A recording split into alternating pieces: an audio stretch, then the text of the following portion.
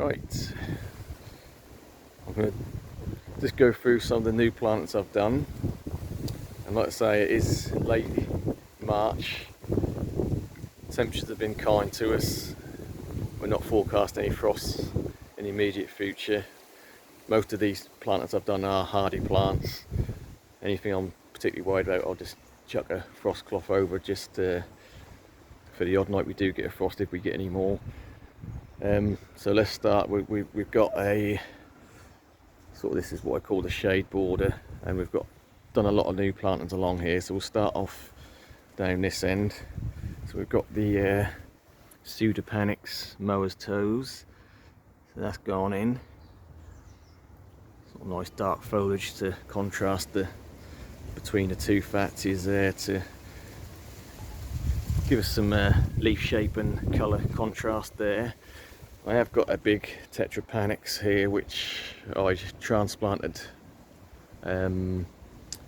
late autumn last year, so I don't expect that to take off and do fully brilliantly this year.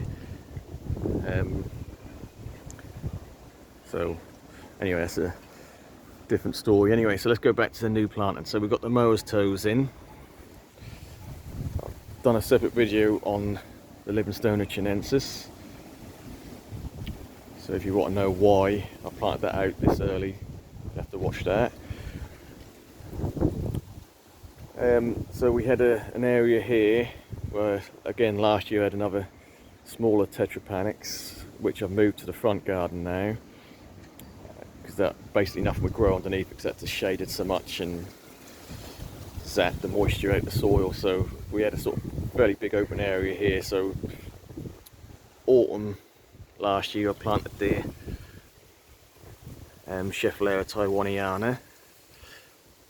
So that's fared okay over winter. I know the leaves are a little bit curled over at the moment, but that'll be fine. So yeah, we had a big patch at the front here, so I've been building up a collection of hellebores, which I've never really grown before. But I thought, rather than just dot them about, let's do a chunk. So we've got the dark stemmed one there, light leafed, and we've got the nice big leafed variegated one there, and we've got the smaller variegated there. So that's going to be nice evergreen, so winter interest. Then I put the heuchera there, just to, again, just a bit of contrast with the leaf colours and shapes. Viburnum Davidii, so that's again evergreen, nice bit of leaf interest. I quite like the leaves on them. I do think they're a little bit sort of exotic looking, and obviously they flower and then you get the sort of steely blue berries afterwards, so that's quite a nice feature of that plant. So we've got some evergreen interest at the front here.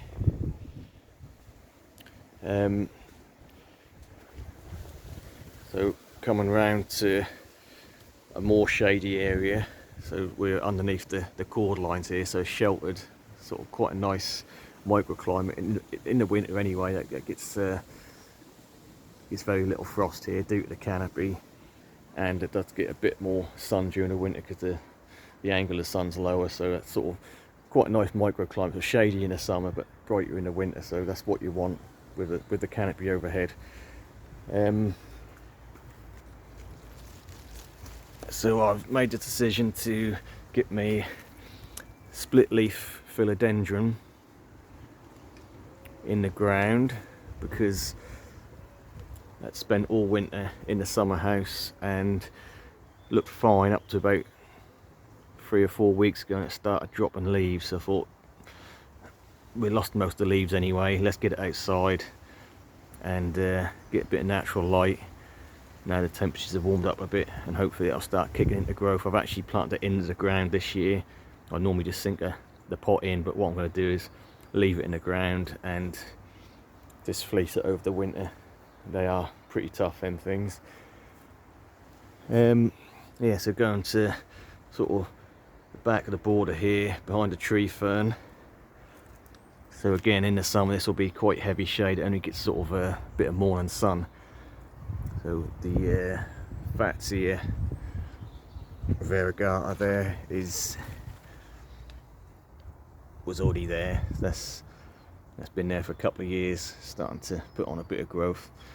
So we did have a Gunnerer which I had here, which never really done much, so I dug that out and put in a little zebra fern there.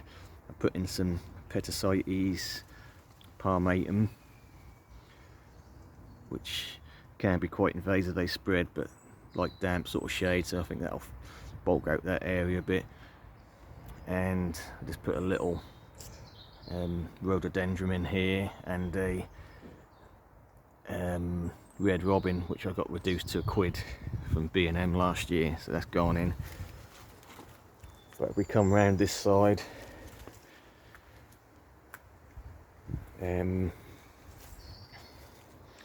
got the big leaf rhododendron here which is gone in.